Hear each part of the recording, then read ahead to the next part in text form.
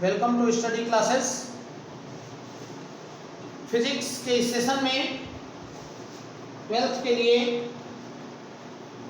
हम सरल परिपथ की चर्चा करेंगे। एनसीईआरटी पाठ्यक्रम के अनुसार ये आपका तीसरा चैप्टर चल रहा है और दूसरी किताबों से पढ़ेंगे तो वहाँ पर इन चैप्टरों को थोड़ा छोटा करके दिया गया है, इसलिए वहाँ के हिसाब से ये चैप्टर नंबर 6 चल रहा है, यानी छठा चैप्टर चल रहा है। सरल परिपथ के नाम से या किरचॉफ के नियम और वैद्युत परिपथ के नाम से ये चैप्टर वहाँ आपको मिलेगा। एनसीईआरटी में वैद्युत परिपथ करके ये चैप्टर है जिसमें आपने वैद्युत चालन पढ़ा है, वैद्युत चालन के न्यूमेरिकल भी किए जा चुके हैं। हम लोग आज कुछ सिंपल सर्किट की बात करेंगे और उसी क्रम में थ्योरी ज़्यादा है इसमें। फिलहाल वैद्युत सेल की बात करते हैं। वैद्युत सेल क्या है? वैद्युत सेल यानी इलेक्ट्रिक सेल एक ऐसी युक्ति है जो रासायनिक ऊर्जा को वैद्युत ऊर्जा में परिवर्तित करके परिपथ में आवेश के प्रवाह की कंटिन्यूटी को बनाए रखती है, यानी निरंतरता को बनाए रखती है। कहने का मतलब ये हुआ कि सेल एक ऐसा साधन है, सेल एक ऐसी युक्ति है जिसका प्रयोग करके हम रासायनिक ऊर्जा को वैद्युत ऊर्जा में बदलते हैं और इस क्रिया के द्वारा वैद्युत परिपथ में आवेश की प्रवाह की कंटिन्यूटी है या आवेश के प्रवाह की जो निरंतरता है वो लगातार बनी रहती है। और सेल होता क्या है? इसमें दो अलग अलग धातुओं की छड़ें होती हैं जिनको हम इलेक्ट्रोड कहते हैं। एक छड़ को कैथोड और एक को एनोड कह दिया जाता है। ये छड़ें एक द्रव में डूबी रहती हैं और इस द्रव को हम इलेक्ट्रोलाइट यानी वैद्युत अपघट्य कहते हैं। जिस द्रव में ये छड़ें डूबी होती हैं उस द्रव को हम इलेक्ट्रोलाइट यानी वैद्युत अपघट्य कहते हैं। और इस प्रकार से हमारे पास तीन चीज़ें हो गई, दो तो छड़ें हो गई और एक इलेक्ट्रोलाइट यानी वैद्युत अपघट्य हो गया। अब क्या करते हैं, उस द्रव की जो बात करते हैं, जिस द्रव को हम वैद्युत अपघट्य कह रहे हैं, उसमें एक क्या गुण होता है कि जब प्लेटों को इसमें डुबोया जाता है तो एक प्लेट धनावेशित हो जाती है और दूसरी ऋणावेशित हो जाती है और इस प्रकार से रासायनिक क्रिया होने लगती है और आवेश प्रवाहित होने लगता है। तो वैद्युत सेल की परिभाषा अत्यंत संक्षेप में क्या होगी? यह एक ऐसा साधन है, एक ऐसी युक्ति है जिसके द्वारा रासायनिक ऊर्जा को वैद्युत ऊर्जा में बदलकर वैद्युत आवेश के प्रवाह की निरंतरता को हम, जो परिपथ है हमारा वैद्युत परिपथ, उसमें वैद्युत आवेश के प्रवाह की निरंतरता को बनाए रखते हैं। तो यह जो साधन है इसे ही हम वैद्युत सेल कहते हैं। अब वैद्युत सेल का विद्युत वाहक बल क्या होता है, यानी EMF इलेक्ट्रोमोटिव फोर्स क्या होता है? सबसे पहली बात, नाम हम ले रहे हैं वैद्युत वाहक बल की, लेकिन ये कोई वैद्युत वाहक बल होने के कारण ये किसी प्रकार का कोई बल नहीं है, ये भी एक प्रकार का विभवांतर है। जैसे हम विद्युत विभवांतर लिखते थे, विभवांतर लिखते थे, विभव लिखते थे, उसी प्रकार से यह भी एक विद्युत विभवांतर है। माने बल नाम में लगा हुआ है, इसलिए ये कोई बल नहीं है, इसका अर्थ वैद्युत विभवांतर से होता है। तो विद्युत वाहक बल EMF क्या होता है? एकांक आवेश को पूरे परिपथ में सेल सहित चक्रित कराने के लिए सेल द्वारा दी गई ऊर्जा को सेल का विद्युत वाहक बल कहते हैं। E से प्रदर्शित करते हैं और E बराबर WIQ होता है। आपने V बराबर VWIQ पढ़ा है, इसलिए आपको ये कंफ्यूजन नहीं होना चाहिए कि विद्युत वाहक बल और विभवांतर अलग अलग चीजें।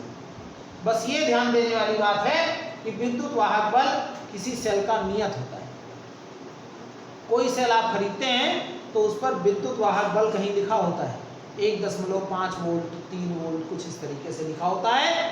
वो सेल की कांस्टेंट क्वांटिटी है जो उसके लक्षण को दर्शाती है कि कितने वोल्ट का है, 12 वोल्ट, 24 वोल्ट, वो विद्युत वाहक बल होता है। तो एकांक आवेश को Q बराबर अगर 1 हो जाए तो E बराबर WIQ से E बराबर W हो जाएगा। माने एकांक आवेश को किसी वैद्युत परिपथ में सेल सहित चक्रित कराने के लिए सेल द्वारा दी गई ऊर्जा को हम सेल का विद्युत वाहक बल कहते हैं और इसको E से प्रदर्शित करते हैं।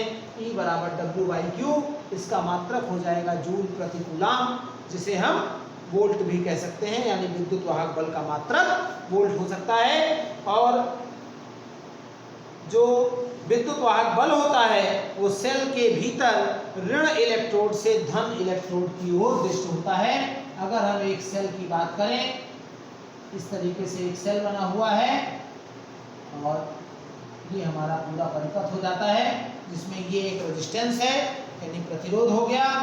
ये बड़ा जो खींचा जाता है बड़ी प्लेट, उसको हम धन लिखते हैं, ये ऋण हो जाता है और यहाँ पर E लिखते हैं EMF।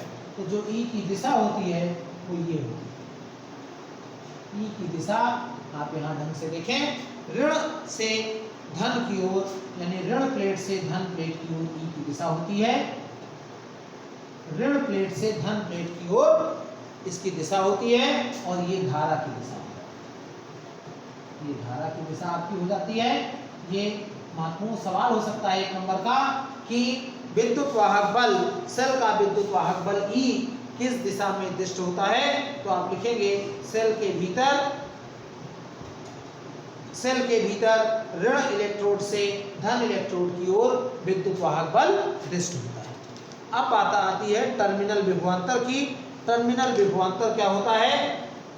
अगर हम सेल के विद्युत वाहक बल की बात करें तो E बराबर W/Q होता है। परिभाषा आप अभी देख चुके हैं। यहीं पर अगर हम एक परिपथ के कई भाग ले लें, ये पूरा परिपथ है, इसमें कई भागों में बांट दें, 10, 15, 18 कुछ भागों में बांट दें, तो इनके अलग अलग भागों में अगर हम ऊर्जा की मात्रा देखें, व्यय ऊर्जा की मात्रा, और उनको लिखें W1, W2, W3 और सो, तो जो W का मान होगा वो इन सबके योगफल के बराबर होगा। ये सब इक्वल टू W और E बराबर क्या होता है? W/Q, इसलिए ये हो जाएगा बटा Q। यानी आपके पास ये क्या आएगा? W1/Q, W2/Q और W3/Q और प्लस, और इसी को हम V1 plus V2 plus V3 कह देते हैं। यानी V क्या है? टर्मिनल विभवांतर कहलाता है। V1, V2, V3 उन भागों के लिए, परिपथ के अलग अलग भागों के लिए टर्मिनल विभवांतर कहलाता है। माने परिपथ के किन्हीं दो बिंदुओं के बीच एकांक आवेश को चक्रित कराने के लिए जितनी ऊर्जा की आवश्यकता होती है उसी को हम टर्मिनल विभवांतर कह सकते हैं। साधारण भाषा में कहें तो हम ये कह सकते हैं किसी परिपथ के दो बिंदुओं के बीच एकांक आवेश को प्रवाहित करने के लिए किए गए कार्य को उन बिंदुओं के बीच टर्मिनल विभवांतर कहते हैं और इसको हम कैपिटल V से प्रदर्शित करते हैं। जो V का मान है वो प्रायः E से कम होता है, विद्युत वाहक बल से कम होता है। और अगला एक महत्वपूर्ण टॉपिक है सेल का आंतरिक प्रतिरोध। आंतरिक प्रतिरोध की परिभाषा आप पढ़ चुके हैं। किसी परिपथ में धारा के मार्ग में जो रुकावट उत्पन्न होती है उसी को हम परिपथ का प्रतिरोध कहते हैं। तो यहाँ हम सेल के आंतरिक प्रतिरोध की बात करें तो सेल के भीतर एक रुकावट होती है। सेल का जो घोल होता है, वैद्युत अपघट्य जो होता है, वो सेल के भीतर धारा के मार्ग में एक रुकावट उत्पन्न करता है और इसी रुकावट को हम सेल का आंतरिक प्रतिरोध कहते हैं, जो इसके मार्ग में अवरोध उत्पन्न करता है। यानी क्या मतलब हुआ कि सेल के भीतर सेल का घोल विद्युत धारा के मार्ग में जो प्रतिरोध लगाता है उसी को हम सेल का आंतरिक प्रतिरोध कह देते हैं, इंटरनल रेजिस्टेंस कह देते हैं। और बहुत महत्वपूर्ण बात है कि इंटरनल रेजिस्टेंस का मान शून्य नहीं हो सकता है। किसी सेल का आंतरिक प्रतिरोध कभी भी 0 नहीं होता है। अगर आदर्श सेल है तो हम 0 मान सकते हैं, लेकिन आदर्श सेल संभव नहीं। सेल का जो आंतरिक प्रतिरोध है वो किन किन बातों पर निर्भर करता है? जो सबसे महत्वपूर्ण बात है, प्लेटों के बीच की दूरी के अनुक्रमानुपाती होता है। सेल का आंतरिक प्रतिरोध प्लेटों के बीच की दूरी के अनुक्रमानुपाती होता है। माने अगर दूरी कम है तो आंतरिक प्रतिरोध कम होगा, और दूरी ज़्यादा है तो आंतरिक प्रतिरोध ज़्यादा होगा। इसीलिए अच्छे सेल के लिए प्लेटों के बीच की दूरी कम होनी चाहिए ताकि उनका इंटरनल रेजिस्टेंस कम हो। दूसरी बात है कि घोल में डूबे हुए प्लेटों के क्षेत्रफल के विरुद्ध क्रमानुपाती होता है, माने जितना ज़्यादा क्षेत्रफल डूबा रहेगा आंतरिक प्रतिरोध उतना ही कम रहेगा। इंटरनल रेजिस्टेंस को हम R से निरूपित करते हैं, R समानुपाती D, R समानुपाती 1/A। ये क्या है? प्लेटों का डूबा हुआ क्षेत्रफल। तो डूबा हुआ क्षेत्रफल जितना अधिक होगा आंतरिक प्रतिरोध उतना ही कम होगा।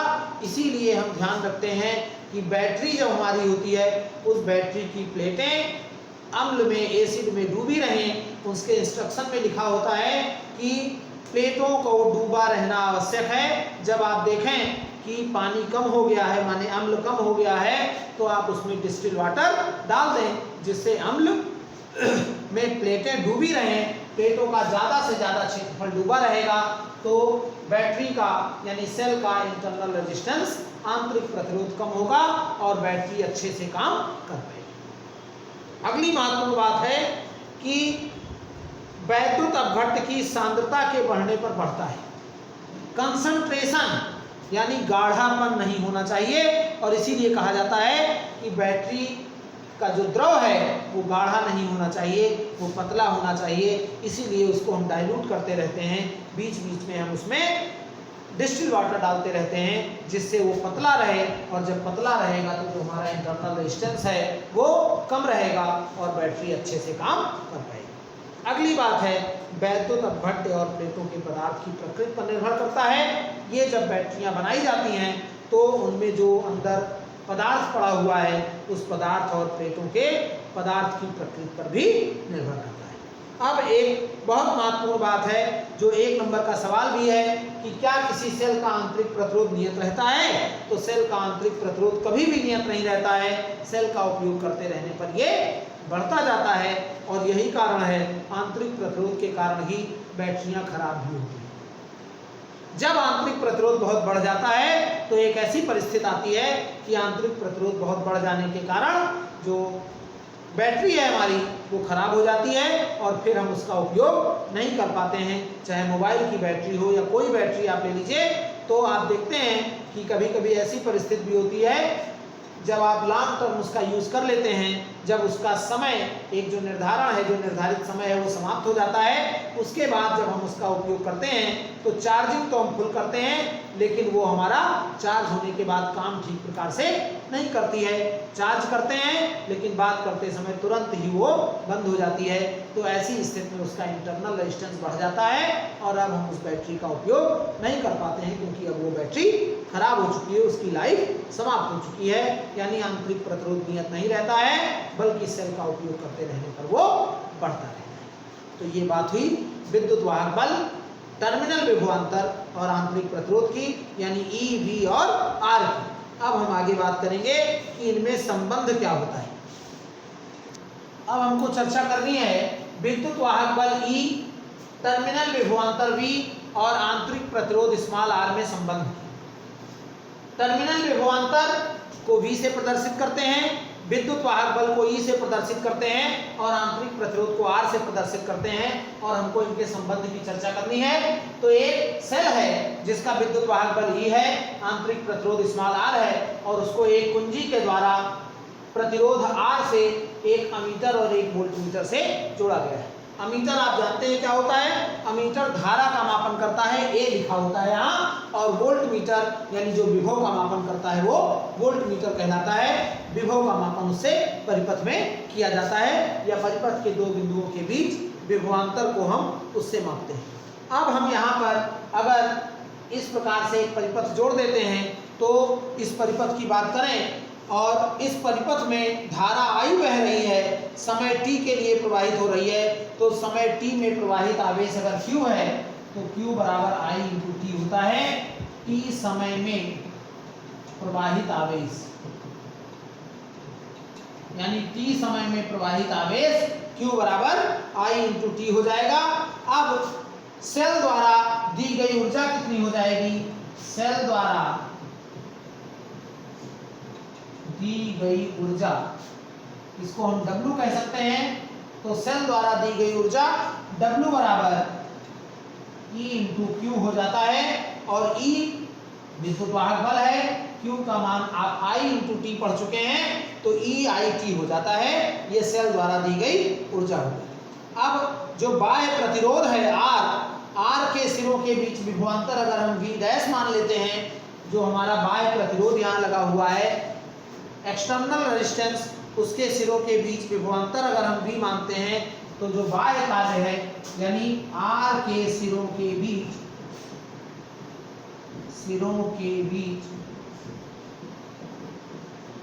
विभवांतर V है, तो बाह्य कार्य, चूंकि ये बाह्य प्रतिरोध है, इसलिए बाह्य यानी सेल के बाहर किया गया कार्य, सेल के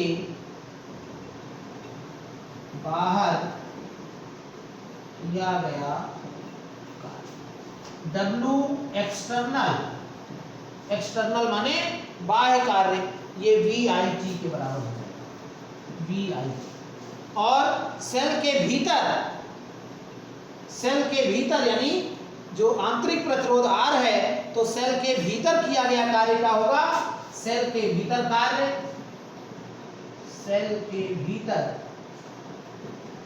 किया गया कार्य वो क्या होगा, W इंटरनल होगा और I स्क्वायर RT हो जाएगा। I स्क्वायर RT क्यों हो जाएगा, VIT होता है और V बराबर IR होता है, क्योंकि आंतरिक परिपथ की बात कर रहे हैं, इसलिए V का मान I इंटू स्मॉल r रखेंगे, जो इसका आंतरिक प्रतिरोध है। अब ऊर्जा संरक्षण के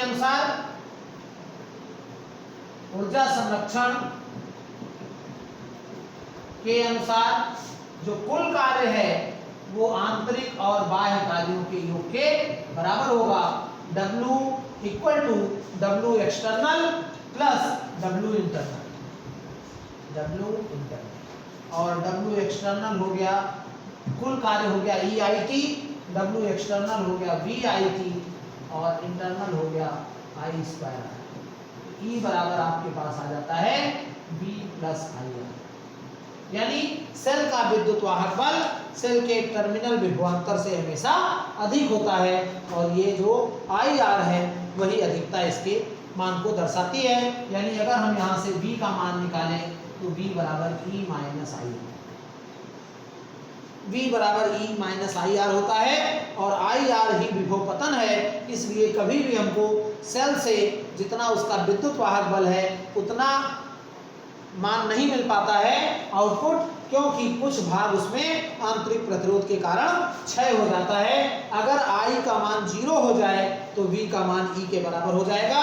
माने अगर सेल से कोई धारा न ली जाए, एक नंबर का बहुत इंपॉर्टेंट प्रश्न, कि अगर सेल से कोई धारा न ली जाए तो सेल का टर्मिनल विभवांतर कितना होता है, तो आप लिखेंगे कि सेल से कोई धारा न ली जाए तो I का मान 0 हो जाएगा, अतः टर्मिनल विभवांतर विद्युत वाहक बल के बराबर होगा। यहाँ पर एक बात और आती है कि जो सेल से जब कोई धारा नहीं लेते हैं तो उसी को हम कहते हैं कि सेल खुले परिपथ में होता है।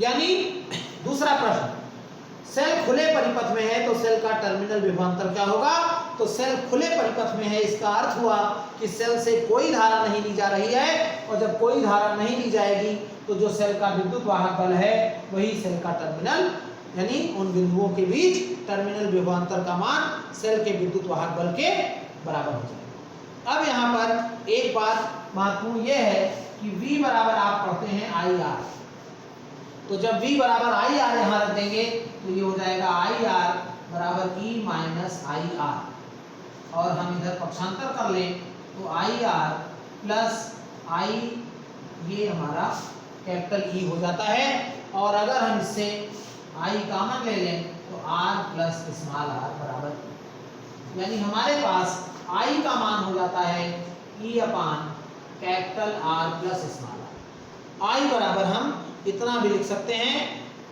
E बटा capital R plus small r, इससे हम आंतरिक प्रतिरोध और बाह्य प्रतिरोध और विद्युत वाहक बल का मान रखकर जो प्रवाहित धारा है उसके मान की गणना कर सकते हैं। अब अगर हमारे पास स्मॉल आर का मान निकालना है और ई और वी दिया है तो स्मॉल आर कैसे निकालेंगे, आई नहीं दिया है, इस बात का ध्यान रखेंगे।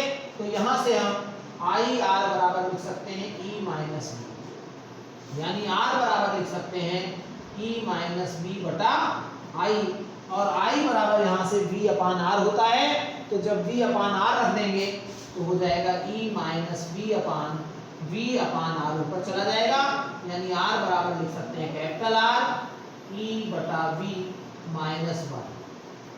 ये सूत्र भी हमारा हो सकता है जिसका प्रयोग हम न्यूमेरिकल के लिए करेंगे।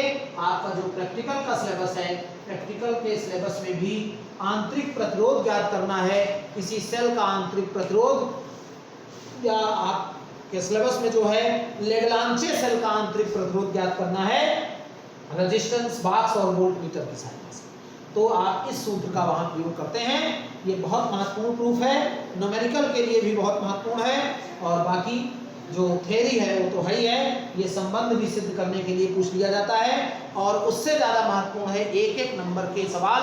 आज का जो लेक्चर हमने किया उस लेक्चर में आपको इस वीडियो में एक एक नंबर के कई सवाल मिल रहे हैं। टर्मिनल विभवांतर क्या है, विद्युत वाहक बल क्या है, आंतरिक प्रतिरोध क्या है, आंतरिक प्रतिरोध किन किन बातों पर निर्भर करता है, सेल का आंतरिक प्रतिरोध क्या नियत रहता है या बढ़ता रहता है, बदलता रहता है, क्या सेल का आंतरिक प्रतिरोध शून्य हो सकता है, इन सब सवालों के जवाब हम आज के लेक्चर में दे चुके हैं।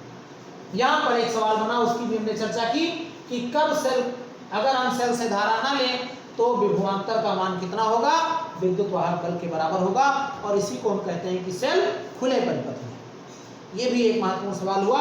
एक और महत्वपूर्ण सवाल होगा यहाँ पर कि सेल का टर्मिनल विभवांतर क्या सेल के विद्युत वाहक बल से अधिक हो सकता है। तो ये सूत्र जो है आपका, ये बहुत कंफ्यूजन क्रिएट करता है। V बराबर ई माइनस आई आर, यानी सेल का टर्मिनल विभवांतर विद्युत वाहक बल से कभी भी ज्यादा नहीं हो सकता है इसके अनुसार, लेकिन ऐसा नहीं है। कभी कभी V बराबर ई प्लस आई आर भी होता है, V बराबर ई प्लस आई आर। अब आपके पास दो सूत्र हैं, एक है V बराबर ई माइनस आई आर और एक है V बराबर ई प्लस आई आर। तो जब हम V बराबर ई माइनस आई आर की बात करते हैं, यानी विद्युत टर्मिनल विभवांतर का जो मान है वो विद्युत वाहक बल से कम होता है, और ऐसा कब होता है, जब हम सेल से धारा ले रहे होते हैं। यानी जब सेल से धारा ले रहे होते हैं तब टर्मिनल विभवांतर का मान विद्युत वाहक बल से कम होता है, और अगर हम टर्मिनल विभवांतर का मान अधिक पढ़ना चाहते हैं विद्युत वाहक बल से, तो उस स्थिति में इसका व्युत्क्रम होगा, माने सेल को आवेशित करना होगा। जब हम सेल को आवेशित कर रहे होते हैं तो V का मान E से बड़ा होता है आवेशन की दशा में। यानी जब हम सेल को आवेशित कर रहे होते हैं तो सेल का टर्मिनल विभवांतर विद्युत वाहक बल से अधिक होता है। ये भी बहुत महत्वपूर्ण सवाल है, आपके बहुविकल्पीय का हो सकता है, या और भी जो लघु उत्तरीय प्रश्न होते हैं, अति लघु उत्तरीय, उनमें भी ये पूछा जा सकता है कि किसी सेल का टर्मिनल विभवांतर क्या विद्युत वाहक बल से अधिक हो सकता है। तो टर्मिनल विभवांतर विद्युत वाहक बल से अधिक हो सकता है कब, अगर सेल को हम आवेशित कर रहे होते हैं। जब बैटरी को चार्ज किया जाता है तो टर्मिनल विभवांतर विद्युत वाहक बल से अधिक होता है, जबकि विद्युत वाहक बल क्या है, एक कांस्टेंट क्वांटिटी है। विद्युत वाहक बल कभी नहीं बदलता है, लेकिन टर्मिनल विभवांतर प्रति क्षण बदलता रहता है। जैसे जैसे इंटरनल रेजिस्टेंस बढ़ेगा टर्मिनल विभवांतर घटेगा, और इसीलिए बैटरियां धीरे धीरे काम करना बंद कर देती हैं। बैटरियों का जो आउटपुट है वो कम हो जाता है। अगर हम बैटरी को चार्ज कर रहे हैं 10 घंटे, यानी फुल चार्जिंग हमको 10 घंटे में मिलनी चाहिए, तो 10 घंटे में वो फुल मिल रहा है, लेकिन जो उसका बैकअप था, जो आउटपुट मिलना चाहिए, वो पहले आउटपुट हमको ज़्यादा मिल रहा था, 8 घंटे मिल रहा था, अब आउटपुट हमको 3 घंटे मिल रहा है। कभी कभी ऐसी परिस्थिति भी आती है कि बैटरी तुरंत डाउन हो जाती है, माने आउटपुट 0 मिलता है। क्यों मिलता है? क्योंकि ऐसी स्थिति में जो आंतरिक प्रतिरोध है उसका इंटरनल रेजिस्टेंस है वो बहुत बढ़ जाता है, और इंटरनल रेजिस्टेंस बढ़ जाने के कारण बैटरी खराब हो जाती है, यानी बैटरी की जो लाइफ है उस लाइफ तक बैटरी काम करेगी, उसके बाद बैटरी काम करना बंद कर देगी, सेल काम करना बंद कर देगा, क्योंकि इस स्थिति में सेल का आंतरिक प्रतिरोध बहुत बढ़ जाता है और सेल का उपयोग हम नहीं कर पाते।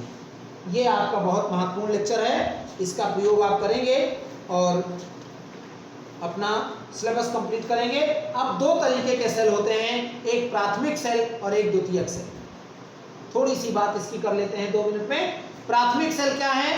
ऐसे सेल जिनका हम उपयोग करने के बाद उनको हम चार्ज नहीं कर पाते हैं, माने उनमें जो रासायनिक क्रियाएं होती हैं वो अनुत्क्रमणीय होती हैं और सेल का पदार्थ जो है वो धीरे धीरे समाप्त हो जाता है, तो ऐसे सेल प्राथमिक सेल कहलाते हैं, प्राइमरी सेल्स कहलाते हैं। लेकिन कुछ द्वितीयक सेल होते हैं जिनमें होने वाली क्रियाएं उत्क्रमणीय होती हैं और इनमें हम माने उनको हम फिर से चार्ज करके उपयोग में ला सकते हैं। घड़ी के सेल जो आते हैं वो प्राइमरी सेल हैं, उनका हम उपयोग करने के बाद फेंक देते हैं उनको। जब वो खत्म हो जाता है तो हमारा जो घड़ी है वो चलनी बंद हो जाती है या स्लो होने लगती है, तो हम उनके सेल बदलते हैं, उस सेल को चार्ज नहीं करते हैं। लेकिन चार्जिंग वाले दूसरे सेल भी आते हैं जिनको हम चार्ज करके पुनः यूज में ला सकते हैं। तो इस प्रकार से primary cell and secondary cell, प्राथमिक सेल और द्वितीयक सेल। प्राथमिक सेल का मतलब हुआ वह सेल जिनका हम उपयोग करने पर उनके भीतर के जो पदार्थ हैं वो नष्ट हो जाते हैं, माने धीरे धीरे समाप्त हो जाते हैं और उनका हम दोबारा उपयोग नहीं कर पाते हैं, तो ऐसे सेल प्राइमरी सेल कहलाते हैं, प्राथमिक सेल कहलाते हैं। और जो द्वितीयक सेल होते हैं उनको हम एक बार डिस्चार्ज होने के बाद जब हम उनको चार्ज कर लेते हैं तो फिर से उनके बीच हम ऊर्जा को एकत्र कर सकते हैं आवेश के रूप में, और जब ऊर्जा एकत्र हो जाती है आवेशित करने पर यानी चार्ज करने पर ऊर्जा एकत्र हो जाती है, तो उसका हम फिर से उसी प्रकार से उपयोग कर सकते हैं जैसे हम शुरू में उपयोग कर रहे थे। तो ये कुछ चर्चा हुई विद्युत वाहक बल की, सेल की, टर्मिनल विभवांतर, आंतरिक प्रतिरोध, विद्युत वाहक बल, टर्मिनल विभवांतर और आंतरिक प्रतिरोध में संबंध, ई, वी और आर में संबंध, और यहाँ पर तमाम सूत्र मिले। आई का मान ई कैपिटल आर और स्मॉल आर के पदों में, स्मॉल आर का मान कैपिटल आर, ई और बी के पदों में। इन सूत्रों का प्रयोग हमको न्यूमेरिकल में करना है। अगले लेक्चर में हम किरचॉफ के नियम और व्हीटस्टोन सेतु की बात करेंगे। इस चैप्टर का सबसे इंपॉर्टेंट सवाल लॉन्ग क्वेश्चन का कि किरचॉफ के वैद्युत धारा संबंधी नियम लिखिए और इसके आधार पर व्हीटस्टोन सेतु के सिद्धांत को समझाते हुए उनके संतुलन की अवस्था का सूत्र स्थापित कीजिए। इसकी चर्चा हम अगले लेक्चर में करेंगे। आप हमारे चैनल पर बने रहिए। अगर आपने हमारे channel study classes bye Ajay Mehrotra को अभी तक सब्सक्राइब नहीं किया है तो सब्सक्राइब करके बेल आइकन को प्रेस कर दीजिए ताकि इस पर आने वाली वीडियोस के नोटिफिकेशन आपको मिलते रहें और आप उनका बेहतर लाभ ले पाएं, आप अपने सिलेबस को तैयार कर पाएं। फिजिक्स और मैथमेटिक्स के बेहतर कंटेंट यहाँ हम उपलब्ध कराने का प्रयास कर रहे हैं। आप हमसे टेलीग्राम पर भी जुड़ सकते हैं। टेलीग्राम का लिंक होगा स्टडी _ क्लासेस _ और फिर नाम अजय _ और मेहरोत्रा। इस लिंक पर आप हमको टेलीग्राम पर फॉलो कर सकते हैं। हमारे चैनल पर बने रहिए। अगर आपने चैनल को अभी तक सब्सक्राइब नहीं किया है तो चैनल को सब्सक्राइब करके बेल आइकन को प्रेस कर दीजिए ताकि इस पर आने वाले वीडियोस के नोटिफिकेशन आपको मिलते रहें और आप इनका बेहतर लाभ ले पाएं। वीडियो को अपने ग्रुप में, जो भी आपके व्हाट्सएप ग्रुप हैं, टेलीग्राम ग्रुप हैं, उनमें अधिक से अधिक शेयर जरूर करें ताकि अधिक से अधिक लोगों तक वीडियो पहुंचे। धन्यवाद।